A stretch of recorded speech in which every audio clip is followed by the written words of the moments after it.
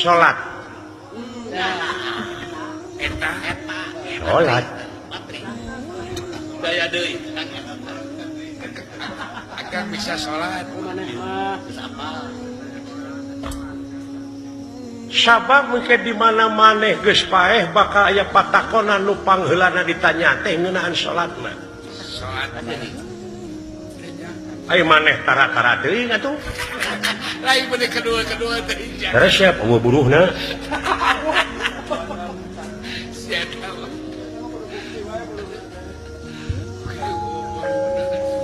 naon udah kudu kaharti heula awaludini ma'rifatullahi ta'ala awal-awalna manusia rek ibadah ka Allah kudu apal heula kanu diibadahanana abdi teh kudu apal heula ka mana arah tujuan salat aya janji dekul mah eta mah tuturut munding teh apa di bawa ku bangsat ge ngicilik we apa dawala abdi buktikeun dongengkeun ku maneh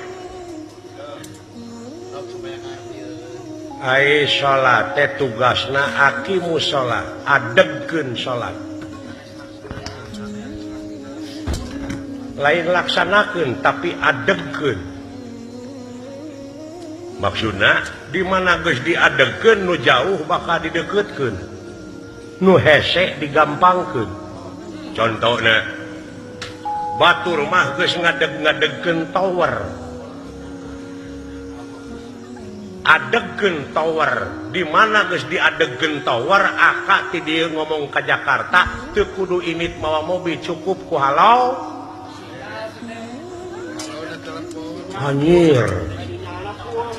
cacak syariat teh nyai cager di Jakarta nyai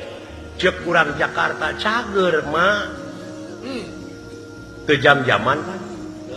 ulu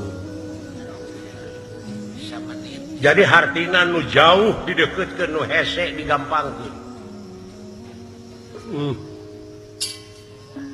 bener dawala tapi kunaon atuh naon dewek mah salat dikeureuh tapi sangsara jeung doa teu dijabah wae boa eueuh pulsaan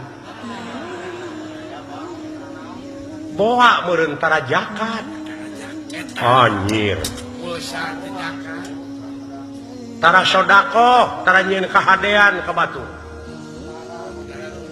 kumaha lamun dewek daek sodako daek zakat tapi teu nyambung keneh boa teu dicas boa tara silaturahim jeung baraya jeung kiai jeung ajengan jeung alam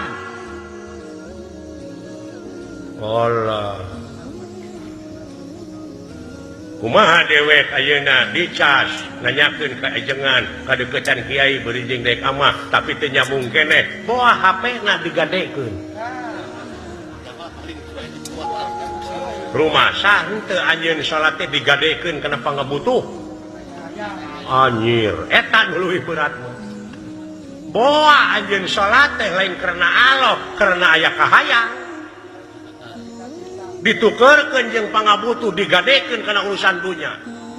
mana kewajiban anjeun salaku manusia pengabdian anjeun iya kana budu wa iya kana sanes